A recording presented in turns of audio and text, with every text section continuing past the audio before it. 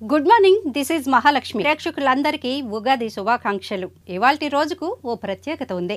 మన తొలి పండుగైన ఉగాది పర్వదినాన మెరుగైన సమాజం కోసం, తెలుగువారి కోసం, నిఖార్సైన వార్తల కోసం మీ ముందుకొస్తున్నాం. ఆదరించండి, ఆశీర్వదించండి. ఇవాళ తెలుగువారి తొలి పండుగ ఉగాది. ప్రకృతి పండుగ. యుగయుగాలుగా వస్తున్న అత్యంత ముఖ్యమైన పర్వదినం ఉగాది. భారతీయ సంస్కృతి సాంప్రదాయాలకు ప్రతిబింబం. అంతేకాదు, ఆయురారోగ్యాలను పెంచే దివ్యమైన వేడుక. ఉగాది పచ్చడి వ్యాధులను అరికెట్టే చక్కని ఔషధం. కరోనా లాంటి ఖతర్నాక్ వైరస్లను ఎదుర్కొనే శక్తి దీనికి ఉంది. ఈ ఉగాది ప్రతి ఏటా వసంత ఋతువు తొలి రోజున జరుపుకుంటాం.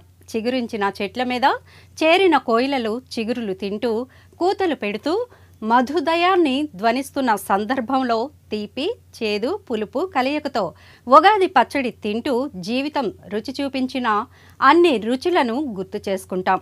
ఉగాది పచ్చడికి తోడు ఉగాది అనగానే గుర్తొచ్చేది పంచాంగ శ్రవణం. గుడిలో అయ్యవారు ఉగాది రోజున పంచాంగం చదువుతారు. కొత్త సంవత్సరం విశేషాలను వివరిస్తారు. జరగబోయే మంచి చెడులను విశదీకరిస్తారు. చెడు తొలగించుకోవడానికి ఏం చేయాలో చెప్తారు. ఉగాది పచ్చడి తిని పంచాంగం వినడం అంటే భవిష్యత్తు ఎలా ఉన్నా నీ కర్తవ్యం నువ్వు చేయి, ఫలితాన్ని పట్టించుకోకు అని తెలియజెప్పడమే. ఉగాదికి పౌరాణిక ప్రాశస్త్యం కూడా ఉంది. వరాహ మిహిరుడు ఉగాది రోజే తన కొత్త పంచాంగాన్ని ఆవిష్కరించాడంటారు. అలాగే ధర్మరాజు పట్టాభిషేకం కూడా ఉగాది రోజునే జరిగిందంటారు. ఇక రావణ సంహారం ముగించుకొని అయోధ్యకు వచ్చిన రాముడు కూడా ఉగాది రోజునే పట్టాభిషిక్తుడయ్యాడంటారు. ఇన్ని విధాలుగా ఉగాది మనకు పండుగ దినం. పండుగ అంటే మరేం కాదు, మనం నడిచి వచ్చిన దారిని మరిచిపోకుండా గుర్తు చేసుకుంటూ ఆ స్ఫూర్తిని భావి తరాలకు అందించడమే.